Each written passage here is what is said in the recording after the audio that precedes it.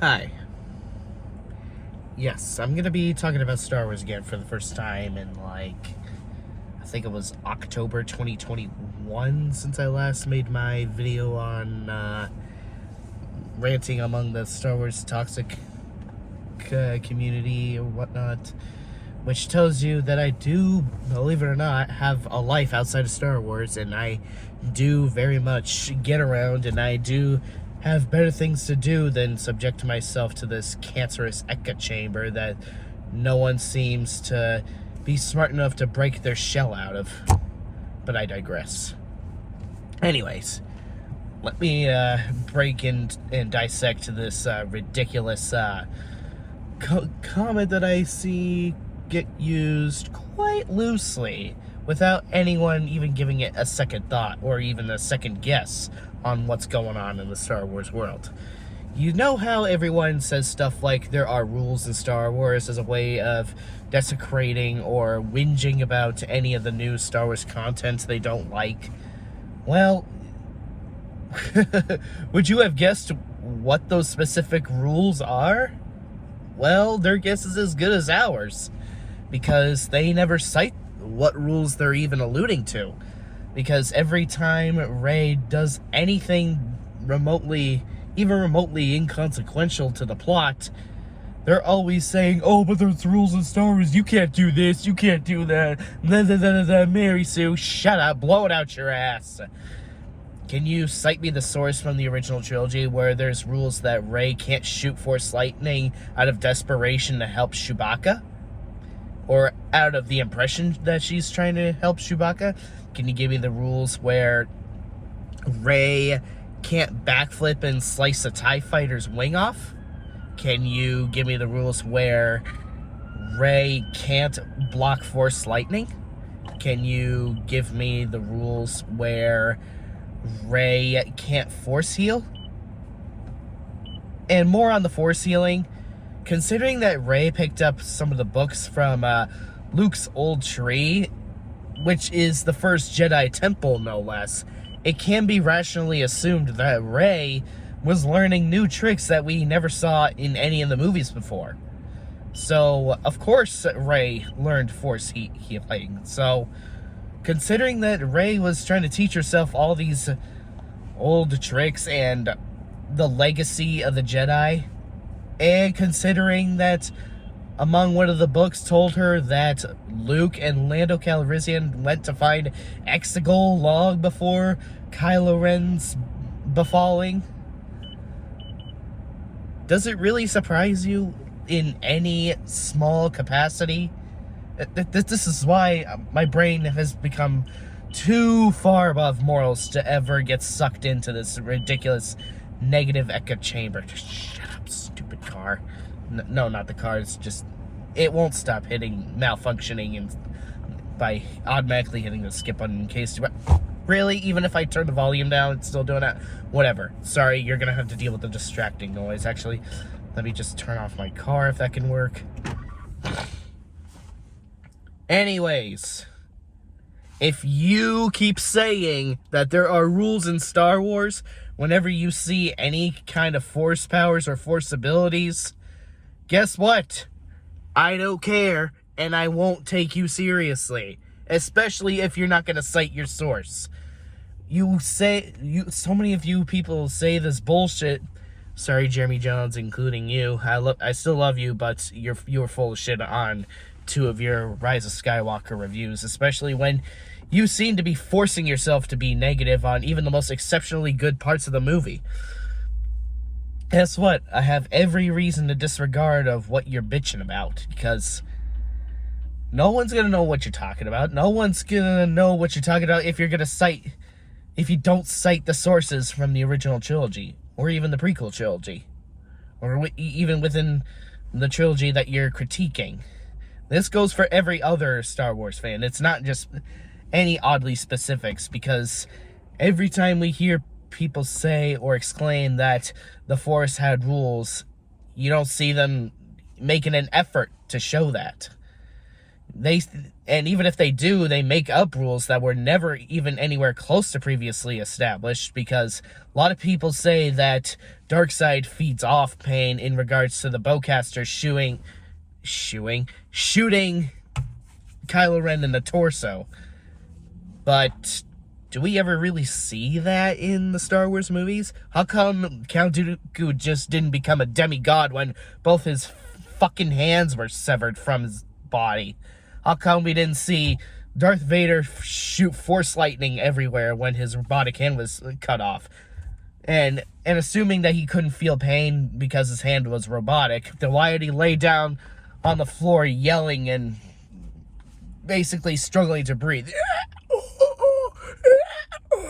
Okay, enough of the cringe. How come we didn't see any of that among any of the Darkseid users, if that's the case? Oh, really? You can't explain?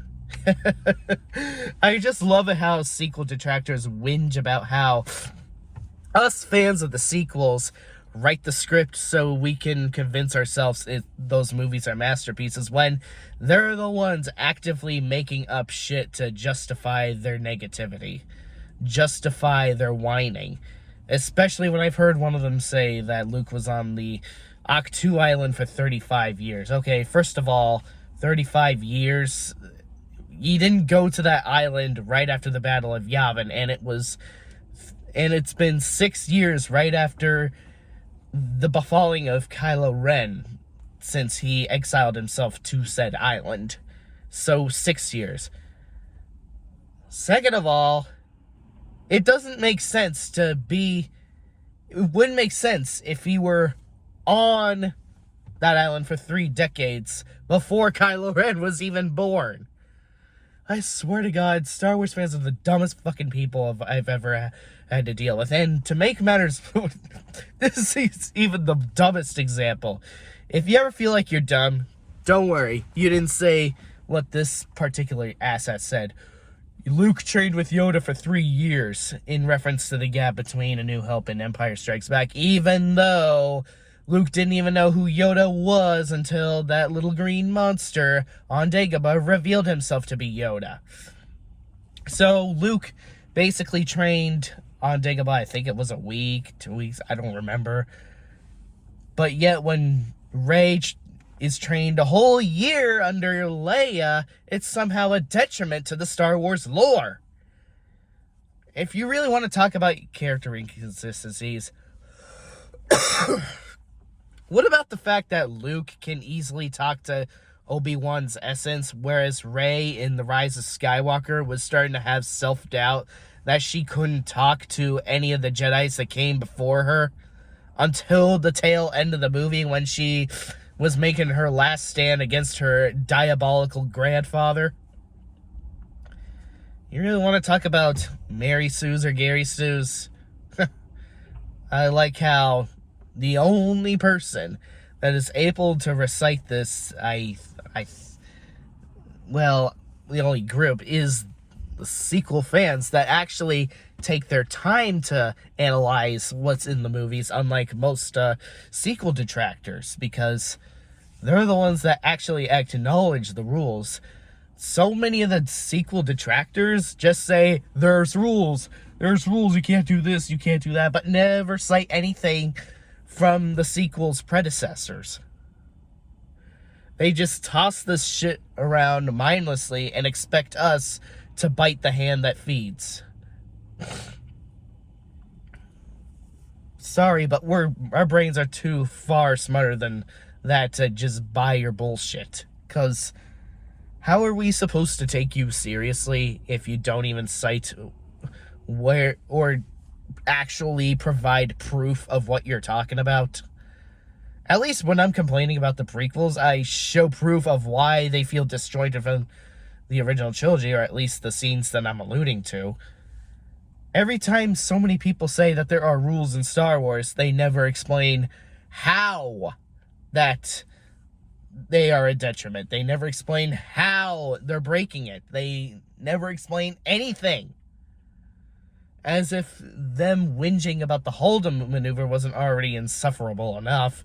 Never mind the fact that Han Solo clearly even said himself, I hope you know that using hyperdrive ain't like dusting crops, boy, was not already ridiculous enough. They always pretend that the concept of the Force was somehow warped. Okay. Great. Rey can backflip and slice a TIE fighter. Rey can shoot Force lightning and destroy a transport. Rey surfed across an ocean to the Death Star ruins. Rey blocked Force lightning. Rey fucking, I don't know, shot a jetpack stormtrooper with her suppressed pistol. What about the fact that she couldn't hear the Jedi that came beforehand? What about the fact that she exiled herself to the Octu Island because she didn't want to become a Sith? Or deal with any other kind of ugly consequence? What about the fact that she needed C-3PO to communicate with one of the locals on Basana? What about the fact that she lost her lightsaber fight against Kylo Ren until the Leia loophole for her to stab Kylo Ren in the chest or stomach, whatever? What about any of that stuff? I guess it doesn't matter, because lots of people will always try to overreach and cherry pick with the desperate intention of hating, because they don't want to be objective about anything. They always say that they are. They always insist that their opinions are the facts, but they're never really actually citing their proof. They're never citing their evidence. They're never actually making the effort to justify the way that they feel. They're never showing anything. They never show anything from their predecessors. They don't even show how they're a detriment. They don't explain how they're a detriment. Nothing. They explain less than how Palpatine returns somehow. Sorry, really stupid cheesy joke there. I really don't mean the kind of cringe of my really, really cornier than corn maze puns.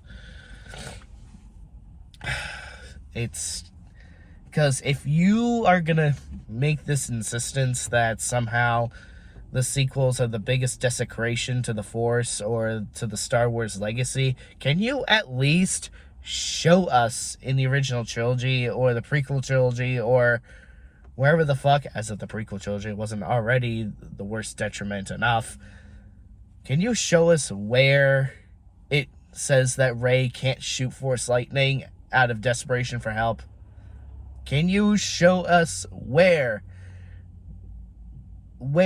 it says about the Force that you can't do any of the stuff that Rey did?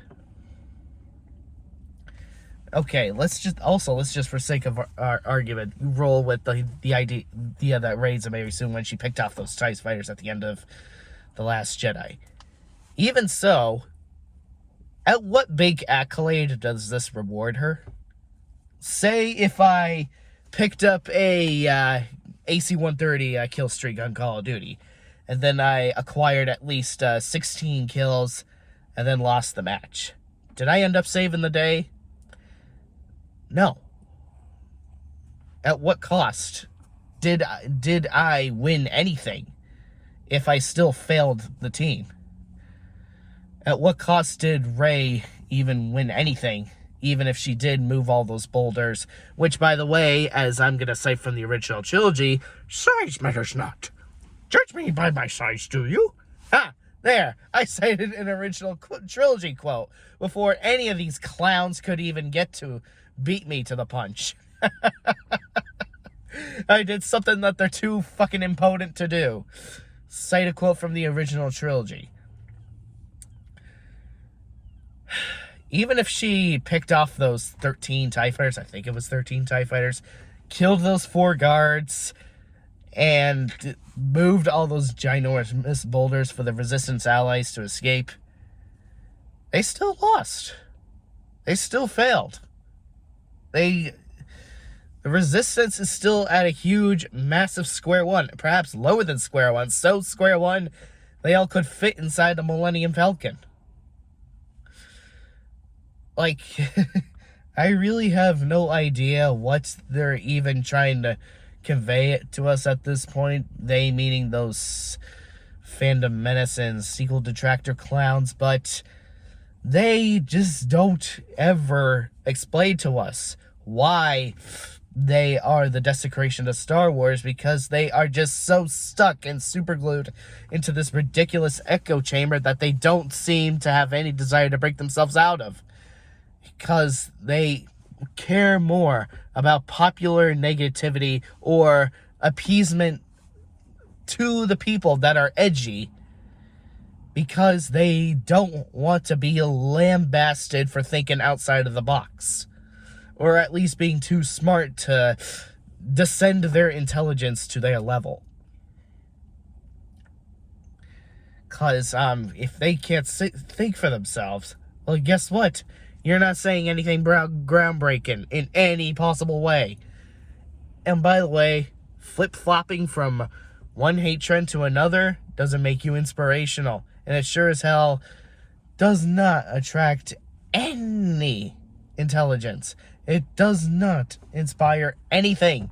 You are not unique or important. You are the walking corpse to this fan base. You are the parasite of the internet.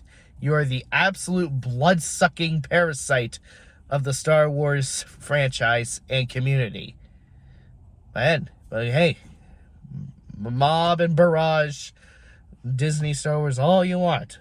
But don't be surprised if any of your favorite projects are canceled, including Mandalorian. Oh, which, by the way, to give you guys kind of an update, yes, I did get back to watching into Star Wars. After for so long, when I was in Los Angeles, I decided to watch the Kenobi series, and I thought it was really good. I was very emotionally invested, and I loved almost every episode. I think the fourth and third episode felt a little bit of a drag, but it wasn't too much to bring the whole series down. And I so far like Mandalorian Season 2. I didn't watch the last 3 episodes yet. Heard they were great, and so far, I think Season 2 is the best season for Mandalorian so far. And Andor? Andor is probably like the best Star Wars live action show we've got so far. I love it. Book of Boba Fett? Didn't see that one yet. So yeah, I did actually get back into watching Star Wars, and I actually got back to subjecting myself to Star Wars, and I felt like it was the necessary approach, because, well, it was really refreshing keeping myself far away from the radiated toxicity that just did not seem to want to simmer down, and because no one would ever shut the fuck up about how much they were let down about the sequels. Like, we get it already. Why can't you just divert your attention to the 4 live action shows that you love so much? I didn't watch any of the new animated shows, by the way, in case you guys were wondering. So, I've watched everything live action except for the last 3 episodes of Mandalorian and Book of Boba Fett, and so far I like what I'm seeing.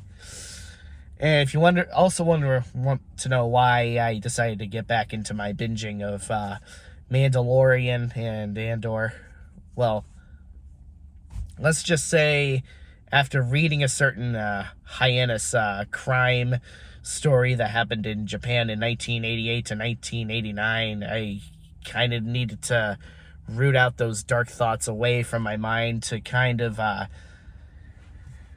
really alleviate the depression and anger that it bestowed upon my brain and mental health, because after reading the specific details of said crime,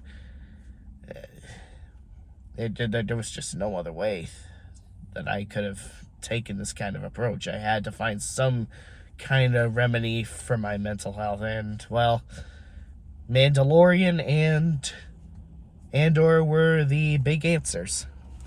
I watched Kenobi before I read about said crime, so you can thank my uncle in LA for that.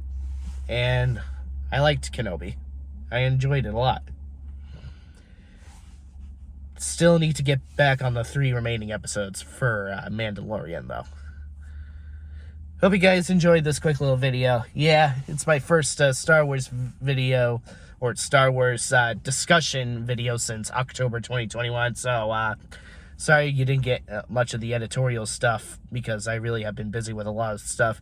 Whether it be school, whether it be travel, whether it be going to concerts, I really do get around a lot, so you can't really blame me for not really putting too much editorial stuff into this particular video, so hopefully I will get back in full swing in that kind of style soon.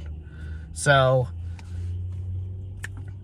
hopefully I provided you guys a bone to chew on, since it's been so long since I made a Star Wars discussion video.